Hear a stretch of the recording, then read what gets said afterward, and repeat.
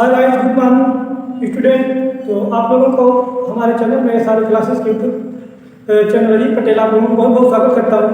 तो आज हम क्लास 11 के जीव विज्ञान में आप लोग जंतु विज्ञान पाठ पढ़ाया जा रहा था। इसमें आप लोगों को 4 पार्ट बताया गया और आज हम 5वां पार्ट लेकर आए हैं। तो आज लोग देखिएगा, लास्ट पार्ट है। इसके बाद आप लोगों का अगला चैप्टर आ जाएगा। तो आज हम लोग का लास्ट पार्ट पढ़ेंगे, इसके बारे में देखिएगा ध्यान से।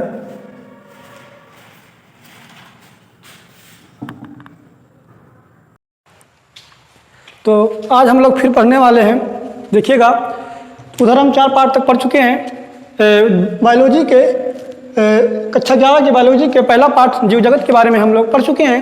तो आज हम आप लोगों को कवर करने वाले हैं 5वां पार्ट, जिसमें आप लोगों का है 3 डोमेन। 3 डोमेन क्या है? 3 डोमेन्स ऑफ लाइफ। जीवन के 3 डोमेन, जीवन के 3 डोमेन को पढ़ना है आप सभी को। तो 3 डोमेन ऑफ लाइफ, इसी को पढ़ना है सभी को। तो इसके बारे में देखिएगा सभी लोग। तो आज हम लोग कवर करने वाले हैं 3 डोमेन के बारे में। तो इसको अच्छे से देखिएगा कि 3 डोमेन होते क्या हैं, देखिएगा। तो ये आपका जो प्रतिपादन किया था, इसका प्रतिपादन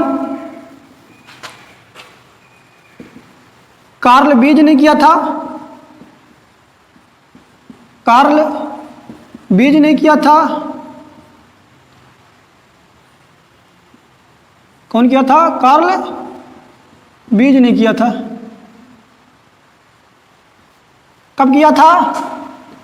1990 ईस्वी में। कब किया था?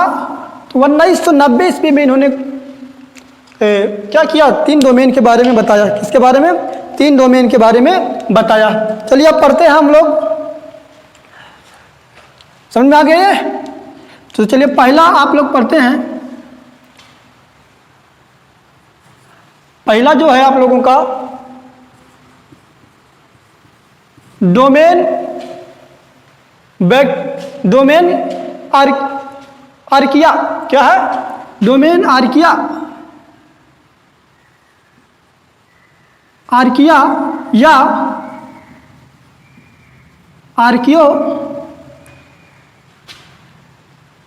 आर्कियोबैक्टीरिया।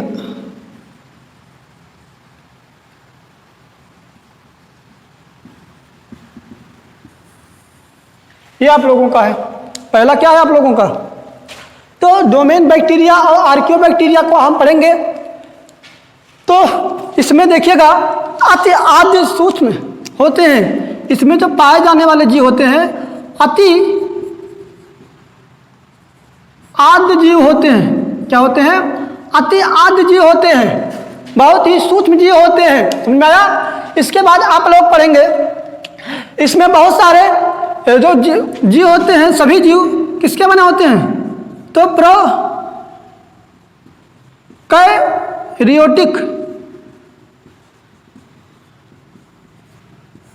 प्रोकैरियोटिक कोशिका के जीव बने होते हैं।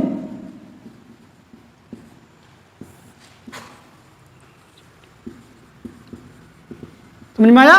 किसके बने होते हैं? प्रोकैरियोटिक के बने होते हैं। इनकी जो कोशिका झिल्ली होती है, क्या होती है? कोशिका झिल्ली होती है, वह सखित होती है। क्या होती है? सखित होती है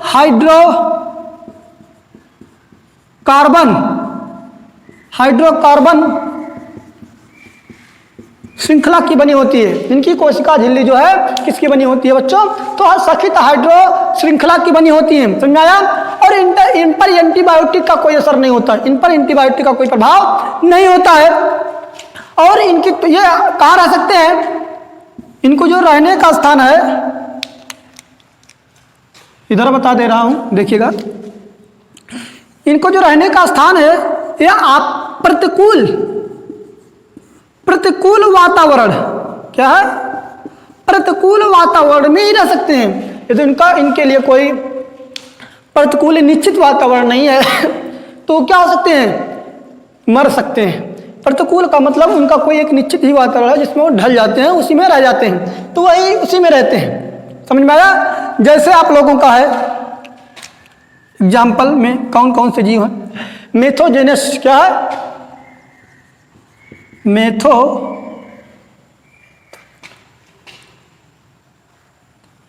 मिथेनोजेनस क्या है? मिथेनोजेनस। और हाइलोफाइल्स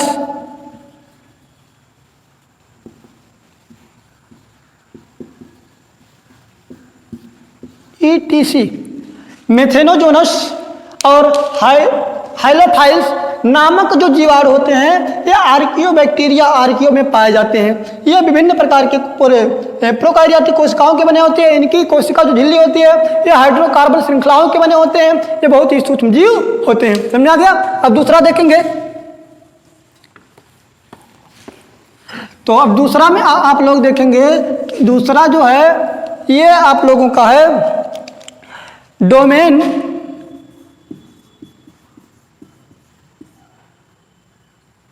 डोमेन बैक्टीरिया।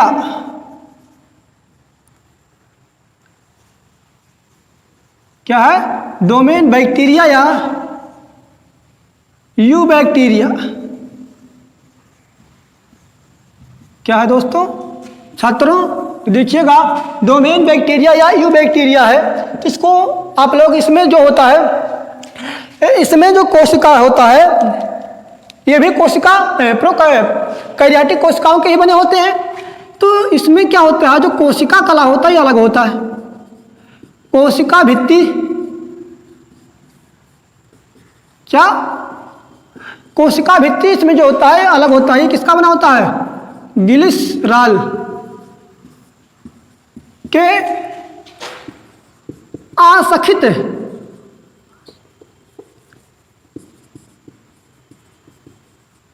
आसखित वसा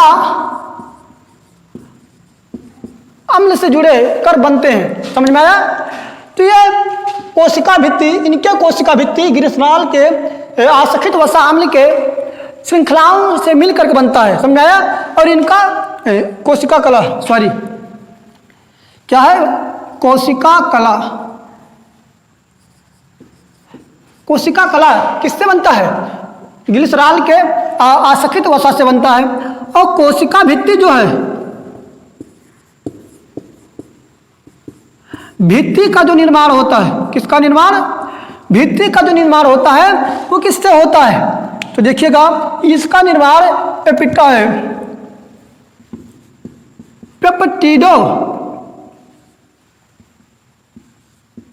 पेप्टिडो ग्लाइकन से। किससे? ग्लाइकन्स से। पेप्टिडो ग्लाइकन से इनकी कोशिका भित्ति का निर्माण होता है। कोशिका कला का निर्माण ग्लिसरॉल के आसखित वसा के श्रृंखलाओं से बनता है और भित्ति का निर्माण पेप्टिडो ग्लाइकन से बनता है। इनको जो डीएनए अणु होते हैं ये अणु कोशिकाओं के द्रव्य में पाए जाते हैं। द्रव्य किसका द्रव्य? तो कोशिका का। कोशिका द्रव्य में नग्न डीएनए, कौन सा डीएनए? नग्न डीएनए के रूप में अणु होते हैं। नग्न डीएनए के रूप में अणु पाए जाते हैं। और इनका जो राइबोसोम्स है, देखिएगा, राइबोसोम्स बैक्टीरियल राइबो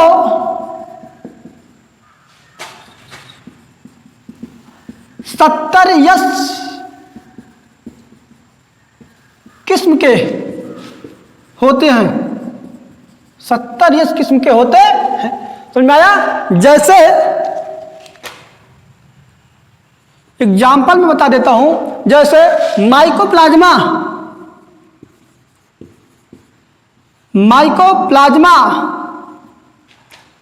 दूसरा है साइनो बैक्टीरिया ETC। समझ में आया? इसमें जो भी बैक्टीरिया में इस डोमेन में जो भी चाहे बैक्टीरिया हो चाहे बैक्टीरिया हो, इसमें जो भी पाए जाते हैं उनकी सबसे पहले कोशिका कला है।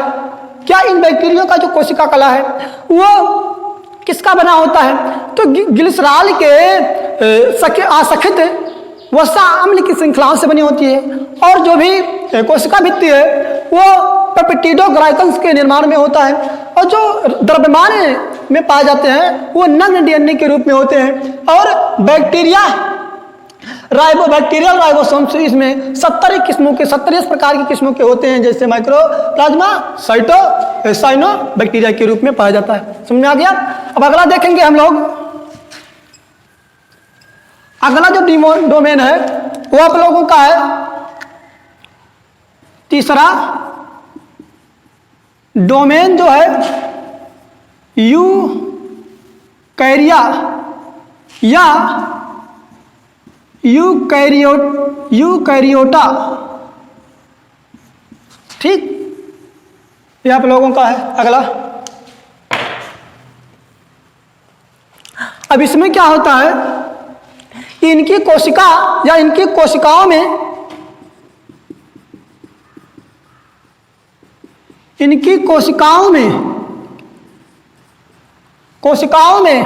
क्या होता है, यूकैरियोटिक संगठन से बने हैं। यूकैरियोटिक संगठन से बने हैं। इनकी कोशिकाओं में जो है, इनकी जो भी कोशिकाएं यूकैरियोटिक संगठन के द्वारा इनका निर्माण हुआ है। और इनकी जो कोशिका भित्ति है, कोशिका झिल्ली, ये बैक्टीरियल कला के कोशिका कला के समय जो है वो प्रोटीन के द्वारा निर्माण हुआ। प्रोटीन, लिपिड, प्रोटीन के द्वारा ये 3 स्तरीयों में बने होते हैं। कितने स्तरीयों में? तो त्रिस्तरीय में बने होते हैं। इनकी कोशिका कला, कोशिका झिल्ली कितने स्तरीयों में बना होता है? तो 3 स्तरीयों में बना होता है। देखिएगा। और आनुवांशिक डीएनए, और जो भी है अगला पॉइंट जो है आनुवांशिक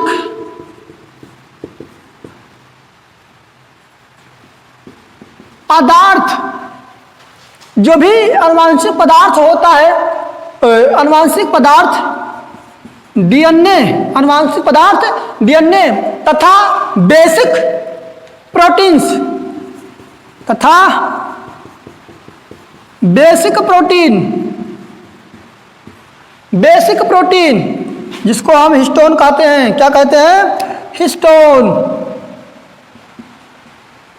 हिस्टोन्स।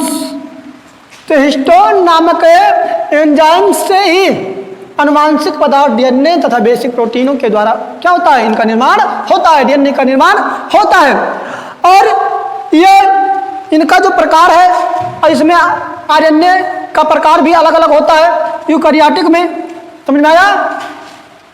तो यूकैरियोटिक में अलग अलग आरएनए पाया जाता है। आरएनए इसको बोला जाता है राइबो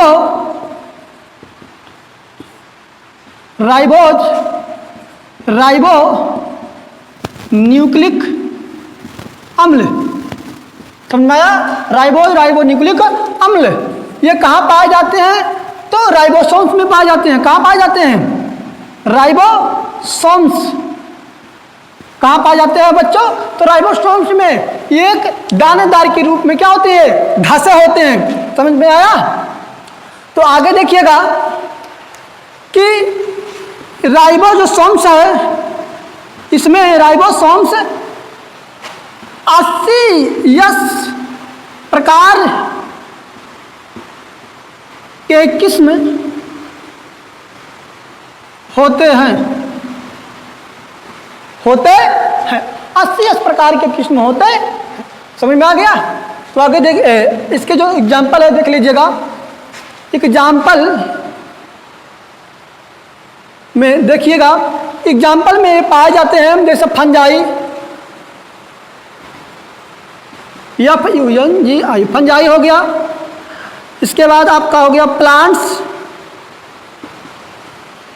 एनिमिलिया,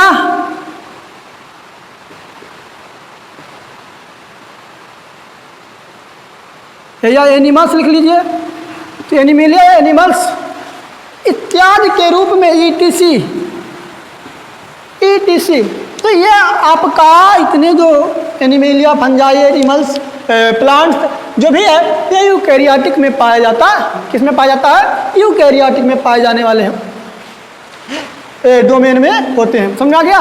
तो आज का वीडियो यहीं समाप्त करते हैं। इसके बाद आप लोगों का अगला जो वीडियो होगा अगले चैप्टर से प्रस्तावित किया जाएगा। तो जो भी वीडियो आप लोगों को पसंद आता हो तो अधिक से अधिक सब्सक्राइब कीजिए और अधिक से अधिक घंटी को दबाइए, जिससे जो भी नया वीडियो प्रस्तावित हो आप लोगों के बीच में तो आप तक जल्द से जल्द उसका नोटिफिकेशन पहुंचे। अधिक से अधिक अपने दोस्तों, फ्रेंडों और मित्रों और छात्रों के पास अधिक से अधिक शेयर करें और लाइक करें। तो आप लोगों का जो क्लास होगा मज़ेदार कहानियों के साथ धमाकेदार प्रस्तावित किया जाएगा और आसान तरीके से हिंदी मीडियम से। ठीक, तो इसके लिए थैंक यू, धन्यवाद।